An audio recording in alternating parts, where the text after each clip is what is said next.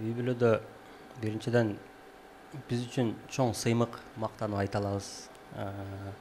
Мактанып десе кимдин алдына чыкса эле ой мен Бейшекеевмин деп тышка көрбөйбүз, мындай жөнү жок айта бербейбиз.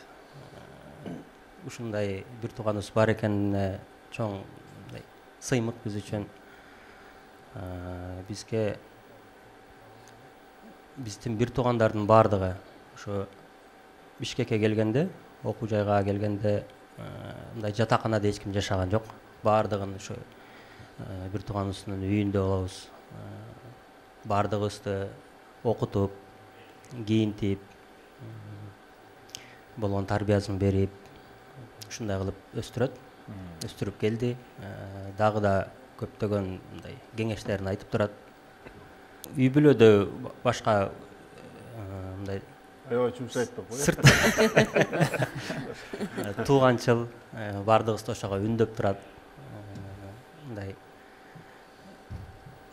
тууган деген керек, такыр мындай бири-биринен кол үзбөш керек деп акыл насааттарын айтып турат. Камкор ага экен да. Жакшы.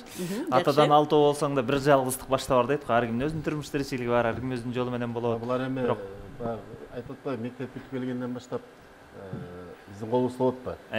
Жоопкерчилик баягы өзүң студент болуп жүргөндөгү кыйынчылык булар көрбөсө дейсиң.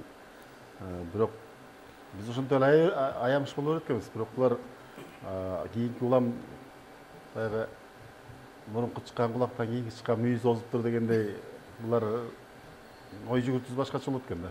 Кыйын чыгып атышабы? Кыйын чыгып атышат.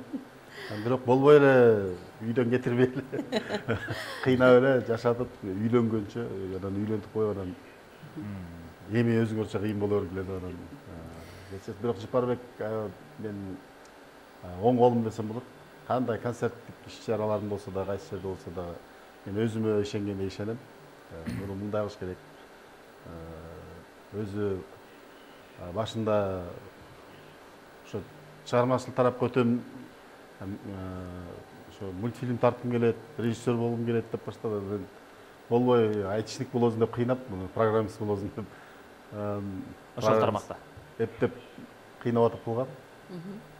Ошо кийин афишалардын дизайнерларын жасайсың. Азыр кылган жумуштун биз кызматын биз да көрүп атабыз. Өкүнбөйсүз бирок, Жапарбай.